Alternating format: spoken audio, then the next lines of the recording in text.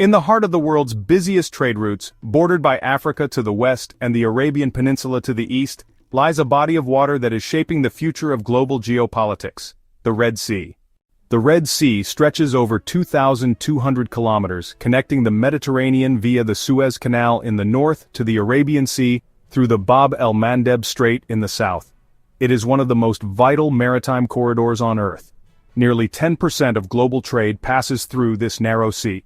Oil tankers, cargo ships, and naval fleets all converge in these waters. Whoever controls access to the Red Sea controls the flow of commerce between Europe, Asia, and Africa. For centuries, empires have vied for control over the Red Sea. From ancient Egyptian trade expeditions to the British Empire's colonial ambitions, the Red Sea has always been a prize. Today, the struggle continues, but the players have changed.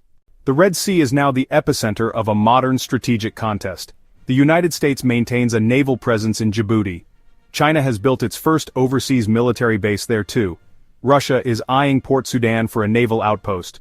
Saudi Arabia and the UAE are expanding their influence through investments and ports, while Turkey has signed defense pacts with several African nations along the coast. The Red Sea is more than just a waterway. It's an artery of energy, lined with ports, oil pipelines, and undersea internet cables. But it's also a corridor of risk.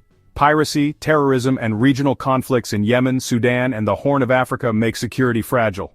Any disruption in these waters could send shockwaves through the global economy. The world got a wake-up call in 2021 when a single container ship blocked the Suez Canal, halting $9 billion worth of trade per day. The Suez and Bab el-Mandeb are two of the most critical choke points on Earth. Their vulnerability is a global liability, and a source of power for whoever can secure them. The Red Sea is also the focus of regional dreams. Saudi Arabia's Vision 2030 includes massive projects like NEOM and the Line, aimed at turning the Red Sea coast into a futuristic hub of innovation. The UAE has invested heavily in ports from Eritrea to Somaliland. They're not just securing trade, they're buying influence. China's Belt and Road Initiative runs straight through the Red Sea.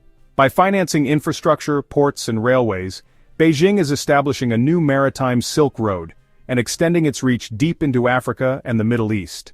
But where interests collide, so do tensions. The Red Sea is surrounded by fragile states, rivalries, and unresolved conflicts. Nations form alliances and break them in pursuit of access, security, and dominance. With so many powers in such close quarters, miscalculations are not just possible, they're probable. The Red Sea's future will be shaped not just by warships and trade deals, but by the people who live along its coasts. Climate change threatens fish stocks and coral reefs. Migration flows continue to strain coastal cities. Yet there's also innovation, resilience, and ambition.